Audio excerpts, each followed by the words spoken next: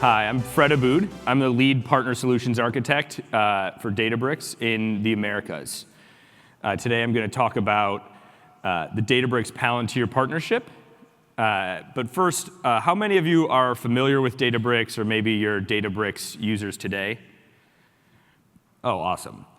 So Databricks, we say, our goal is to democratize data and AI. We have thousands of customers. We're over 10,000 customers now. We're the creators of a myriad of open source tools that have become the de facto standards for a lot of big data and AI use cases. And our platform is effectively a managed open source of those tools. At the core of the platform, we have unified open storage. So we acquired a company called Tabular, which was the maintainers of Iceberg. And so the storage wars are effectively over because all the tables in Databricks are actually Delta Lake and Iceberg because we write the metadata for both. And then we have Unity Catalog providing a unified open governance layer on top of that storage. And so this is the foundation that enables all of the data and AI for your open data platform.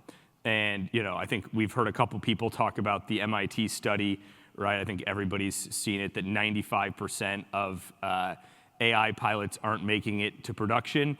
And I jokingly tell people that the other 5% are built on Databricks. And the reason for that is because of this open, secure, and cost-effective layer. On top of that, we have a really broad data platform that spans almost every aspect of what you might need to do with data and AI. And everything is really tightly integrated, so it should just work, right? You're not going to have to worry about integrating your orchestrator with your catalog, with your IDE, or your model registry, because it's all there with the push of a button. And if you want to bring your own tools, the whole platform is built on open APIs, and we have thousands of partners that integrate with the system. And one of those is Palantir, and that is what we're here to talk about today. Before we talk about how the platforms are integrated, I'm going to talk a little bit about why we're partnering. So as you can imagine, Databricks and Palantir share a ton of common customers.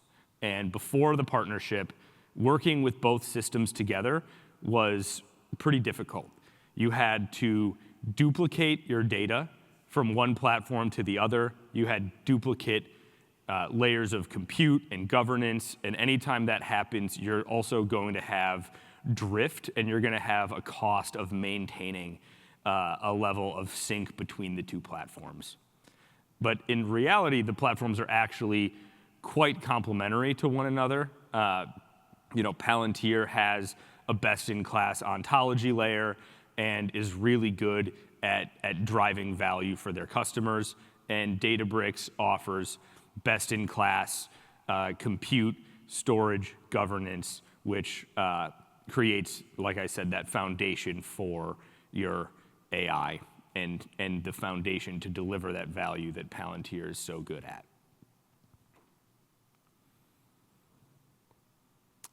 So getting into how we integrate, there's basically 4 pillars to where the platforms are integrated.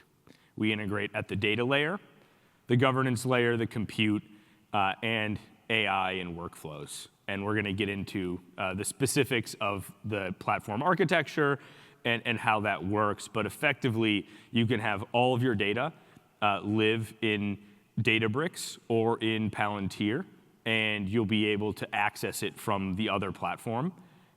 And you can actually push down to Databricks compute from Palantir. And then the governance can sync through Unity Catalog's vended credentials. And all the models that your data scientists have trained and registered in Databricks can also federate to Palantir as well. So this is sort of the technical architecture for how the systems are integrated, and we're going to go step by step with the data integration. So effectively, the Databricks catalog can serve as your single source of truth for your entire enterprise data layer. Unity can govern your data, your models. It can also govern your dashboards and all of your data assets. It's not just a catalog of your data. And that allows us to provide full enterprise lineage across your entire system. So you can see what's being used by who and when, and figure out everything going on in your data ecosystem. From there, Palantir creates virtual tables. And so you can actually go into Foundry and browse all of the tables that live in Unity Catalog and choose which ones you want to virtualize in Foundry. This is extremely powerful because it means you no longer have to duplicate the data from one system to the other. The governance integration will allow Unity Catalog to federate credentials through service principals to Foundry. So this should be consistent with your experience of integrating Foundry with other tools, and it will allow all the users in Foundry to access those assets when they should have access to them. Below, you'll see there's actually bidirectional credentials federation on the roadmap as well.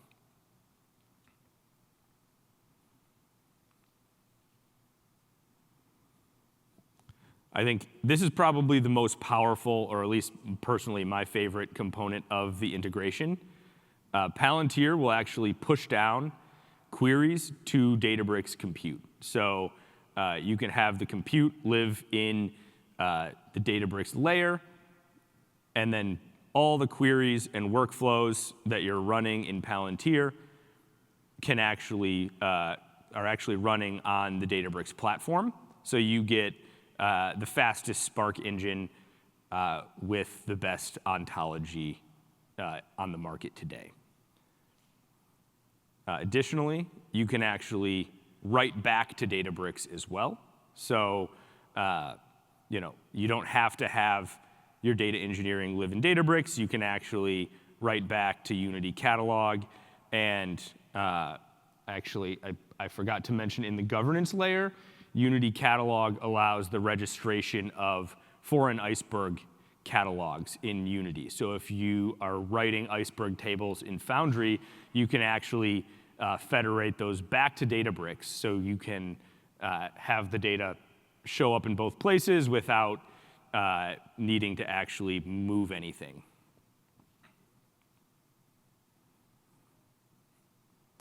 And then the workflow integration. Databricks is really loved by data scientists and data engineers for making their lives easy. They love training their models in our notebook environment, and MLflow is widely regarded as one of, if not the best, machine learning lifecycle management tools in the market today. And so with our workflow integration, your data scientists can register their models in Unity Catalog using MLflow, and we can federate those models into Foundry to make them available for all of your workflows in Palantir. And this applies not only, obviously, to your classic ML models, but to any large language models or other AI systems that you've built.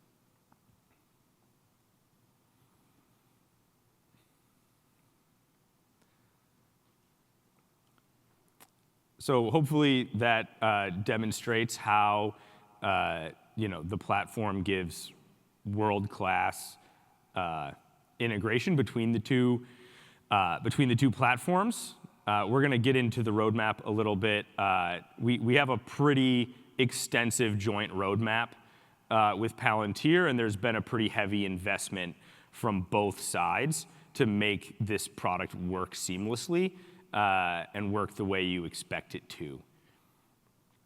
At first, everything was built with JDBC, which is how many connections are built on Databricks and in Foundry, but now we have vended credentials through Unity. So when a query comes from Palantir to Databricks and hits Unity Catalog, we actually pass back a pre-signed URL so that you can bypass Databricks compute altogether, and Foundry can access the storage directly. And so this basically creates an unbounded ability for Foundry to access as much data as you need out of Unity Catalog, whereas the JDBC would be, JDBC honestly is just, it sucks, it's old technology. And you can't really access super large data through JDBC at the scale that many people need to. But with the vended credentials, that's no longer a problem. So the limits on the size of data are going to be aligned more to the workflow that you're building and the type of transformations you need to do than they will be to the technology that you're using to build it. So that's super exciting. Delta sharing is in scope for the roadmap as well. Delta sharing is our open source sharing protocol. So it allows you to share data from Databricks or from Unity Catalog to any client that is compatible with the Delta Lake format. So you don't have to be a Databricks customer to read a Delta share. You just grab the URL, and you should be able to read it from Python or Power BI or Tableau or whatever client you're using. I mentioned the For and Iceberg catalogs. That should be huge as people are building their Iceberg tables in Foundry. They can register them back to Databricks. And so that will actually create a bidirectional data federation. And then compute pushdown exists today, but the pipeline builder pushdown is on the roadmap as well.